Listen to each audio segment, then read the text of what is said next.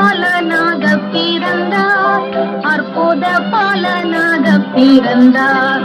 ஆதன் தன் பாவத்தின் சாபத்தை தீர்த்திட ஆதிரையோரை எடுத்திட